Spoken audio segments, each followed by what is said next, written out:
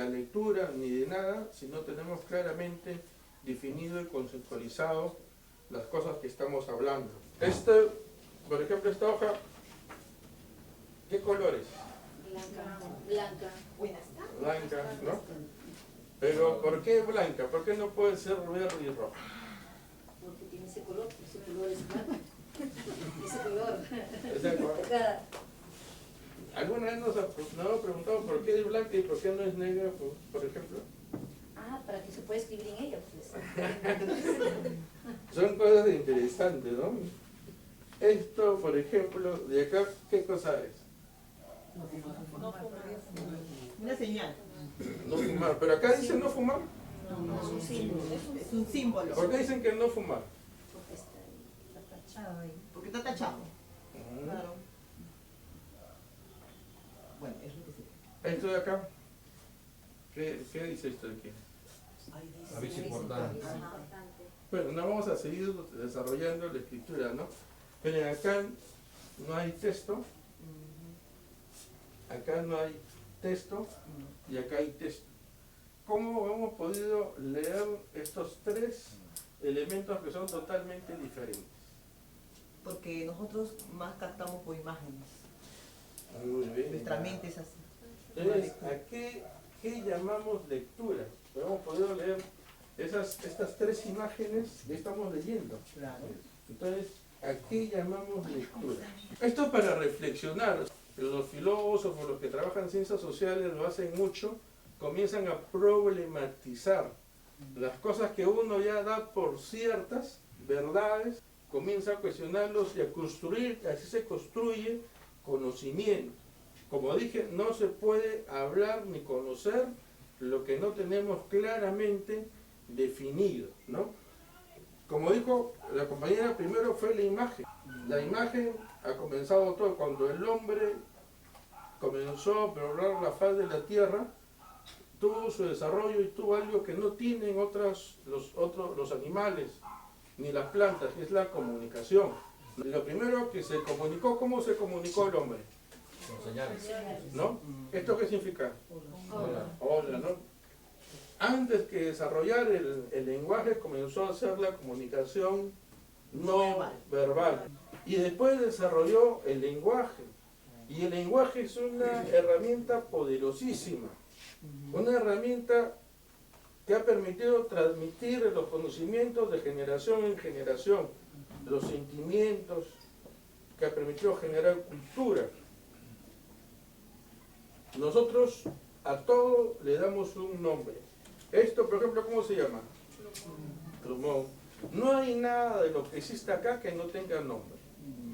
A todo le damos nombre, a todo nos lo nombramos. Inclusive los que somos creyentes en la Biblia, tanto en la católica como en la evangélica, dice, en el principio era el verbo, y el verbo era como Dios, y el verbo era Dios. O sea, la palabra, el verbo se hizo Dios.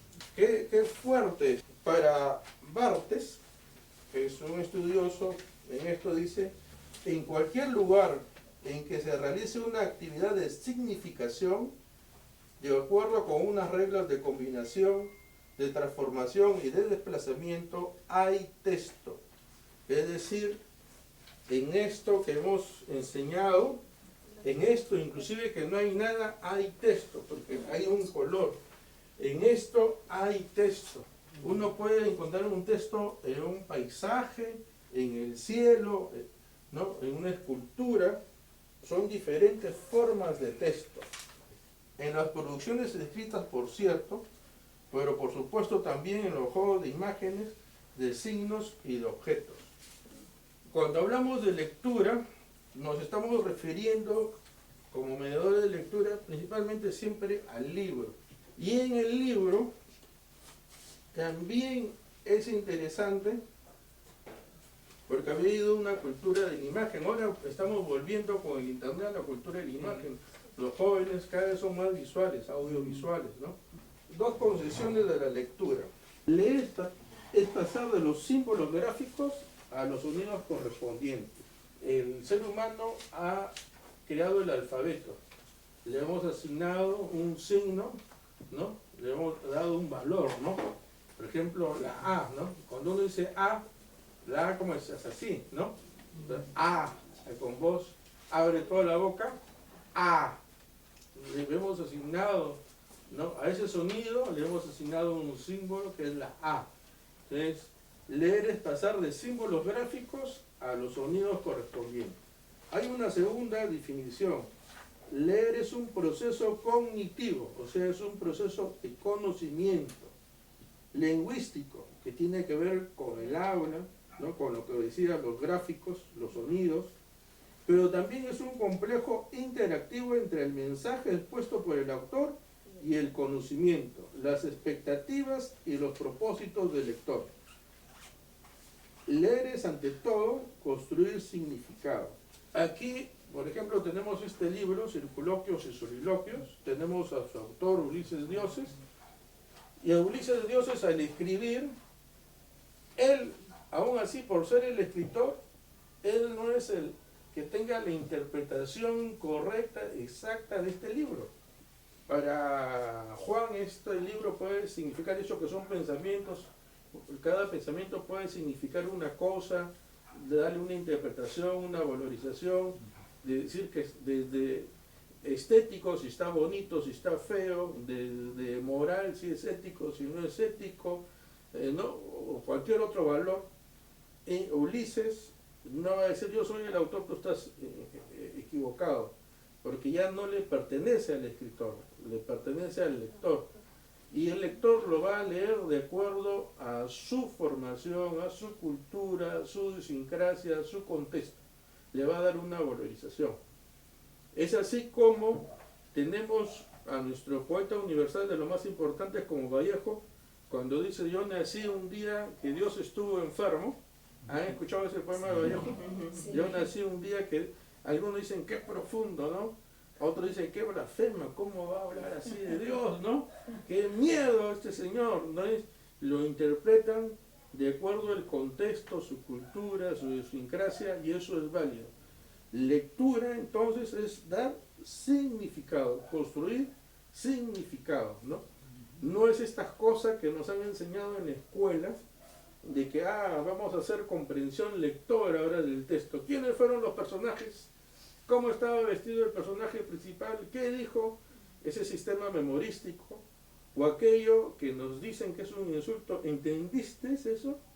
¿Entendiste lo que leíste? Vamos a ver si entendiste, porque el entender es un hecho puramente racional.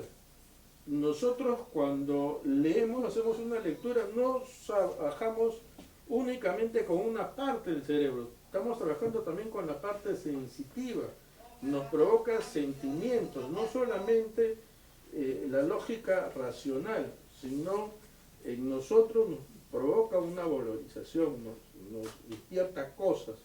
Entonces, construimos significado. Y eso es lo que entendemos en este taller de formación de mediadores de lectura. Estamos aquí para ayudar a los niños, a los jóvenes, a los padres de familia, a construir ese significado, ¿no? Hay personas que leen un libro y que no saben ni siquiera quién ha sido el autor, ni qué trató, ni nada, ¿no? No sé si le habrá pasado. Dicen, ¿has leído un libro? Y sí.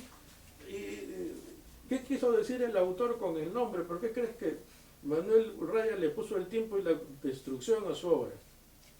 Ya me cogiste porque es un de análisis, porque no está en el libro. Yo le puse el tiempo y la destrucción por eso, ¿no? Uno cuando termina de leer la obra entiende el por qué le ha puesto así el autor, ¿no? Eso es construir significado. Y construir significado en un contexto de deshumanización, en un contexto en que lo normal es no pensar casi ya, ¿no? Que todo se nos dé masticado, en no analizar las cosas, no reflexionar las cosas, es muy importante. La lectura vista de esa forma, dando significado a las cosas, es dar valor, es crear identidad, es construir desarrollo. Y por eso que la lectura y por eso que el libro y bibliotecas apoya estas iniciativas.